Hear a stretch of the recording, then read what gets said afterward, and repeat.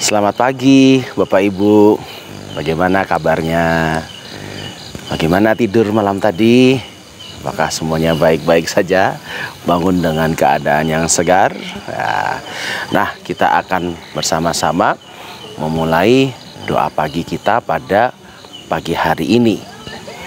Nah, sebelum kita bersama-sama memulai doa pagi kita hari ini, mari kita naikkan sebuah pujian berikut ini.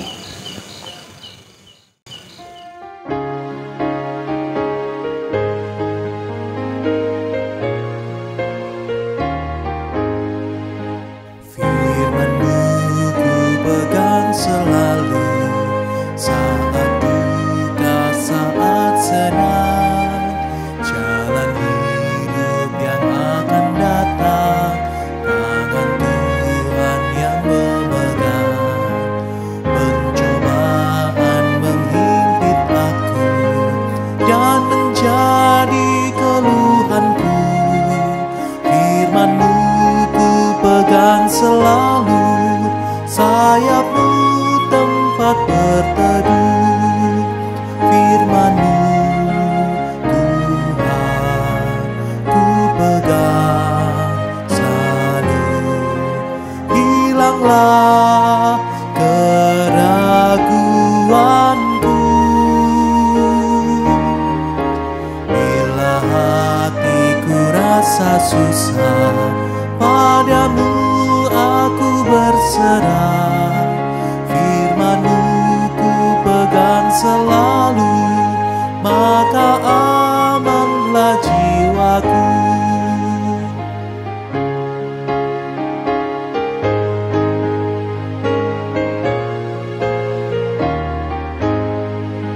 Firman-Mu ku pegang selalu, saat duka, saat senang, jalan hidup yang akan datang, tangan Tuhan yang memegang.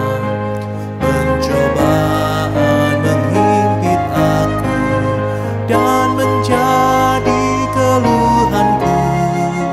Firman-Mu ku pegang selalu, sayap-Mu tempat berteduh. Firman-Mu Tuhan ku pegang selalu. Hilanglah keraguanku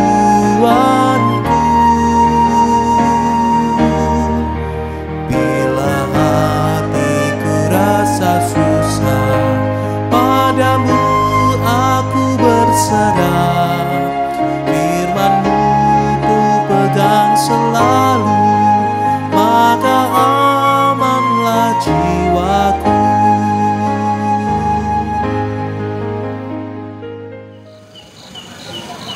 Bapak Ibu, mari kita satu di dalam doa. Kita berdoa. Bapa dalam sorga, kami mengucap syukur untuk kebaikan Tuhan. Kalau pada pagi hari ini kami boleh dibangunkan oleh Tuhan, dan kami pada saat ini bisa bangun dan bahkan menikmati berkat Tuhan dalam hari yang baru. Dan bukan hanya itu, kami boleh menikmati juga udara yang baru, dan juga harapan yang baru, dan juga kesempatan yang baru untuk memperbaiki setiap kesalahan dan juga dosa-dosa yang telah kami lakukan. Pagi ini Tuhan, kami akan bersama-sama merenungkan sabda Tuhan. Tuhan tolong kami agar kami bisa mengerti sabda Tuhan dengan baik, dan lebih dari itu juga kami dapat melakukannya. Tolong hamba-Mu supaya hamba-Mu ini bisa menyampaikan sabda Tuhan seturut dengan apa yang Tuhan inginkan. Terima kasih ya Bapa, di dalam nama Tuhan Yesus Kristus kami berdoa dan mengucap syukur. Amin. Bapak Ibu yang dikasihi Tuhan, firman Tuhan pada pagi hari ini terambil dari Kitab Matius pasal yang ke-5 ayatnya yang ke-16. Matius pasal yang kelima, ayatnya yang ke-16. Demikian sabda Tuhan, saya akan bacakan untuk kita semua. Demikianlah hendaknya terangmu bercahaya di depan orang, supaya mereka melihat perbuatanmu yang baik dan memuliakan Bapamu yang di sorga. Bapak Ibu, walaupun saat ini Bapak Ibu bangun pagi-pagi, tapi rekaman yang saya buat saat ini malam-malam. Dan malam yang gelap ini menjadi sesuatu yang indah. Bahkan bukan cuma indah, di tempat ini ketika saya bersama dengan istri dan anak saya, wah, malam yang gelap ini menjadi malam yang romantis, malam yang indah karena ada lampu-lampu yang digantung begitu rupa, ditempatkan dengan sengaja, dirancang dengan sengaja, sehingga sinarnya menjadi sesuatu sinar yang indah, yang membuat malam yang seharusnya gelap dan menakutkan menjadi menyenangkan dan bahkan romantis kelihatannya. Apalagi kalau Bapak Ibu melihat dari tayangan video ini, kok sepertinya gambarnya Pak Adon burem. Nah, itu bukan karena kameranya, karena di sekitar sini ternyata memang sedang turun kabut. Nah, tapi justru ini membuat semakin indah, semakin romantis. Karena apa? Karena lampu cahaya yang secara sengaja ditaruh di tempat yang tepat dan dirancang sedemikian rupa. Bapak Ibu yang dikasihi Tuhan, pembaca kitab Matius itu adalah orang-orang yang punya persoalan sekelam dan gelapnya malam, bahkan mungkin lebih gelap dan pekatnya malam. Kenapa? Karena pembaca Injil Matius itu adalah orang-orang yang tadinya menganut agama Yahudi, lalu kemudian menjadi orang yang mengikut Kristus. Nah, dengan latar belakang seperti itu, pastilah orang-orang yang membaca Injil Matius ini mempunyai persoalan yang luar biasa. Dia dimusuhi oleh orang lain, dibenci sama keluarganya, mungkin sudah tidak lagi dianggap keluarga. Bahkan pada saat itu pemerintah Roma juga kemudian mengejar-ngejar mereka seperti orang yang bersalah karena menjadi orang Kristen. Nah, Bapak Ibu yang dikasihi Tuhan, dalam tantangan kehidupan para pembaca Injil Matius yang segelap malam, yang sepekat dan kelamnya malam, penulis Injil Matius mengingatkan bahwa biarlah terangmu itu bercahaya di depan orang. Biarlah terangmu itu bercahaya supaya orang menikmati terangmu. Walaupun kelam dan gelap dan pekat, tapi ketika diterangi dengan cahaya menjadi sesuatu yang indah. Cahaya, terang itu justru tidak berguna kalau semua terang benderang. Cahaya lampu-lampu ini justru tidak berguna ketika cuacanya pagi, siang, semuanya terang benderang. Malah aneh kalau lampu ini dinyalakan di siang hari. Tidak berguna, tidak ada gunanya. Tapi lampu ini justru semakin indah ketika dalam keadaan yang kelam, dalam keadaan yang pekat. Begitu juga ketika kita menjadi saksi Kristus, kita membawa terang. Tetapi ketika kita membawa terang, justru membawa terang kepada situasi atau keadaan yang enak-enak saja, keadaan yang nikmat saja. Justru semakin gelap dan pekatnya malam kehidupan kita, kita justru semakin berdaya guna di sana. Kita justru semakin menjadi saksi yang benar di sana. Nah, Bapak Ibu yang dikasihi Tuhan, bagaimana caranya menjadi saksi yang benar? Bagaimana menerangi gelapnya atau pekatnya malam ini? Kata penulis Injil Matius selanjutnya, supaya mereka melihat perbuatanmu yang baik. Jadi ketika kita menerangi malam yang gelap ini, seharusnya kita meneranginya dengan perbuatan baik kita. Perbuatan baik itu yang seperti apa? Menarik Bapak Ibu, di dalam bahasa Yunani, kata baik itu ada dua. Yang pertama adalah agathos. Agathos itu artinya apa? Tepat, benar. Itu arti agathos. Jadi sekalipun kita dalam keadaan susah, kita harus melakukan sesuatu yang benar, berkata yang benar, berkata yang tepat, melakukan tindakan yang tepat, melakukan tindakan yang benar. Itu agathos. Tapi ada satu lagi, yaitu kalos. Kalos sama seperti agathos, artinya benar, tepat. Tetapi ada satu lagi arti kata kalos. Nggak cuma benar, nggak cuma tepat, tetapi juga indah. Ini yang penting Bapak Ibu. Karena justru di dalam Matius bacaan kita tadi, Matius 5 ayat 16 ini dikatakan dengan kata kalos. Baik itu dengan kata kalos. Jadi para pembaca Injil Matius yang punya masalah tadi, yang kelam dan pekat tadi, mereka dituntut untuk melakukan yang baik, yang benar, yang tepat, tapi juga indah. Gak asal, loh saya benar kok.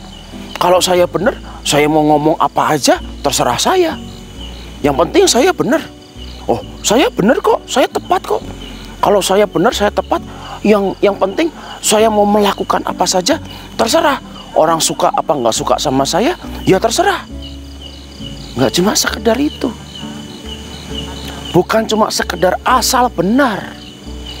Lalu ketika kita melakukan sesuatu yang benar, kita kemudian mengatakan yang benar, orang lain sakit hati, masa bodoh, bukan urusan saya.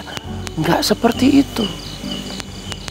Ternyata orang Kristen itu juga diminta bukan cuma sekedar berkata benar, berbuat yang tepat, tetapi juga melakukan semua itu dengan indah. Kalau dilihat orang lain tuh enak, dilihat orang lain itu nyaman. Sekalipun sekali lagi hidup kita penuh dengan kekelaman yang sepekat malam. Kita melakukan bukan cuma sekedar yang benar, bukan sekedar yang baik, bukan hanya tepat, tapi juga harus indah. Wah, itu gak gampang untuk melakukan hal itu. Itu tidak mudah untuk melakukan hal itu. Teorinya sih gampang, tapi waduh, tentu harus sabar bukan? Ngelihat orang salah, kita mau tegur, tapi kita harus juga bagaimana menegur yang baik. Nggak cuma sekedar menegur, hatinya mau sakit apa nggak sakit urusan dia. Wah, mau menegur saja sudah rasanya gimana. Sekarang harus menegur, tapi juga menegur dengan indah. Kenapa kita harus begitu? Tujuannya satu Bapak Ibu. Kalau kita lanjutkan ayatnya, supaya dengan apa yang kita lakukan, maka kita memuliakan Bapa kita yang ada di sorga. Nah Bapak Ibu yang dikasihi Tuhan, memang saya tahu susahnya setengah mati. Melakukan yang benar saja sudah susah. Melakukan dan mengatakan yang baik aja juga belum tentu diterima oleh orang lain. melakukan sesuatu yang tepat aja banyak tantangannya. Ini bukan cuma sekedar baik, benar, tetapi juga indah. Tetapi itulah tantangan kita. Ketika kita rindu dan mau untuk memuliakan Bapa kita di sorga, kita harus melakukan segala sesuatu, bukan cuma sekedar baik, benar, tepat, tetapi kita juga melakukannya dengan indah, dengan menyenangkan juga, bukan hanya hati Tuhan, tapi juga mengupayakan segala sesuatu itu diterima dengan baik oleh sesama kita. Kita tidak mampu, tetapi Allah kita yang memampukan. Pagi ini, hari ini kita belajar dalam gelapnya malam ini, kita dipanggil untuk menjadi lampu-lampu dan cahaya kita menyatakan kebenaran, menyatakan kebaikan, namun juga lampu-lampu yang bersinar ini memberikan keindahan di tengah malam yang ada. Itulah hidup yang diberkati oleh Tuhan. Amin. Mari kita satu di dalam doa. Tuhan, tolong kami. Seringkali sebagai manusia, kami ini cenderung menyenangkan hati kami. Kami ingin menyatakan yang benar sesuai dengan apa yang kami pikirkan, yang tepat sesuai dengan apa yang kami pikirkan. Namun seringkali kami lupa bahwa kami juga harus memikirkan semua cara yang baik, tepat itu juga harus disampaikan dengan yang indah. Dan seringkali kami tidak memikirkan hal itu. Kami hanya berpikir yang penting kami mengatakan yang benar. Namun ketika kami menyakiti hati orang lain, kami tidak mempedulikan hal itu. Ampuni kami ya Tuhan. Seringkali kami justru memalukan nama Tuhan, bukan memuliakan nama Tuhan, dengan menyakiti hati sesama kami. Hari ini kami mau mencoba untuk menjadi saksi-saksi Kristus yang memuliakan nama Bapa di sorga. Tolong kami, supaya ketika kami memuliakan nama Bapa di sorga, kami diingatkan Tuhan, supaya kami melakukan segala sesuatu bukan hanya sekedar baik, benar dan tepat, tetapi juga memikirkan keindahan, agar apa yang kami lakukan diterima juga oleh orang lain dengan baik. Terima kasih ya Tuhan. Inilah doa kami, dan kami percaya hari ini Tuhan boleh memberkati kami, sehingga kami dimampukan untuk menjadi saksi Tuhan. Dalam nama Tuhan Yesus Kristus kami berdoa. Amin. Bapak Ibu, demikianlah doa pagi kita pada hari ini. Bapak Ibu bisa mengikuti doa pagi dalam rekaman ini setiap hari Selasa dan Kamis jam 5 sore.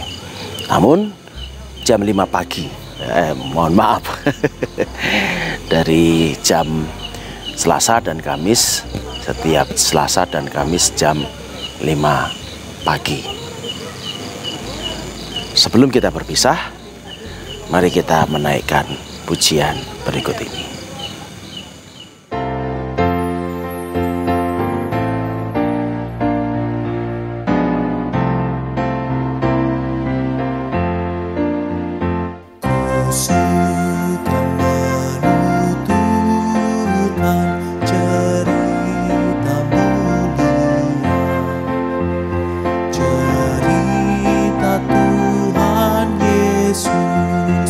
Dan cinta kasih